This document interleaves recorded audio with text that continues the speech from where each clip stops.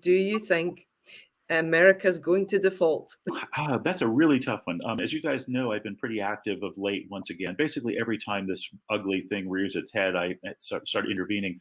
This time, I've managed to bring on board Larry Tribe, probably the most distinguished constitutional lawyer in America. So he and I have been co-authoring lately on this, and we've been indicating that there are multiple legal reasons, not just one, not just the 14th Amendment, not just this or that. There are multiple legal bases for both the president and Congress simply to ignore the debt ceiling. It's a dead letter. It's not good law any longer.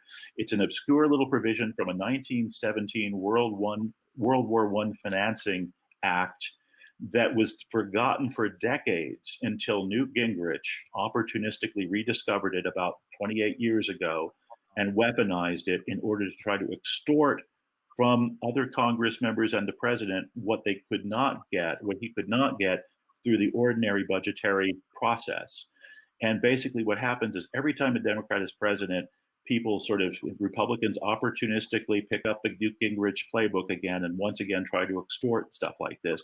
And the current round of MAGA Republicans, of course, is the worst yet. And hence we're more likely to default now than we were during any of those previous crises. But I still think that in the end, President Biden, the Senate, and all sane Republicans as well as Democrats in the House will balk at this in the end.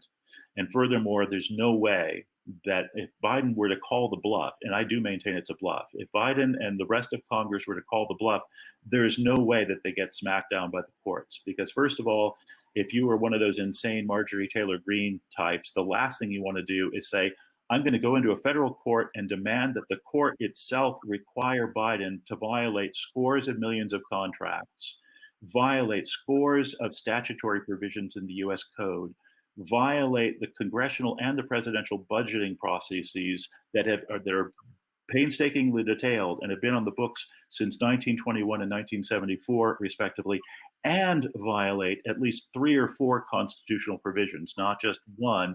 And then finally, also, buck multiple canons of statutory construction that the courts always use. There's no way you're going to put yourself in a position demanding that the courts do that. You'll just get laughed out of it the moment you step in. And that's one of the reasons I keep saying that Biden should treat this as a bluff and the rest of Congress should treat it as a bluff and just say, go ahead, good luck. See if a court will get you to force us to break contracts. And of course, to sink the entire American economy and maybe the global economy with it while we're at it. It's just not going to happen. So in that sense, I don't think the deadline. The rough deadline, Janet Yellen, the Secretary of the Treasury, is saying that by about June 1st or June 2nd, we would stop. We would no longer be able to make all of our payment obligations. So that's the sort of rough deadline. And so, of course, dramatically, they announced yet again today, Biden and McCarthy are going to meet on Monday. But I think my guess is that Biden is actually sort of playing cat and mouse with them. He's probably, in effect, doing a good cop, bad cop thing. And also for the sake of politics of it, trying to appear to be reasonable and ready to negotiate and so forth.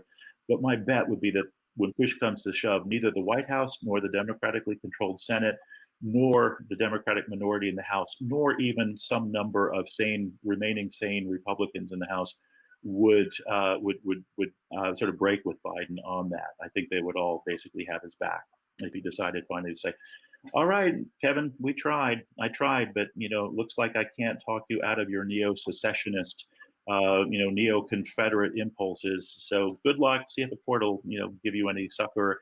You probably won't even have standing, and you're certainly going to take a huge political hit by trying this. So enjoy yourself, man. Knock yourself out. Literally, knock yourself out.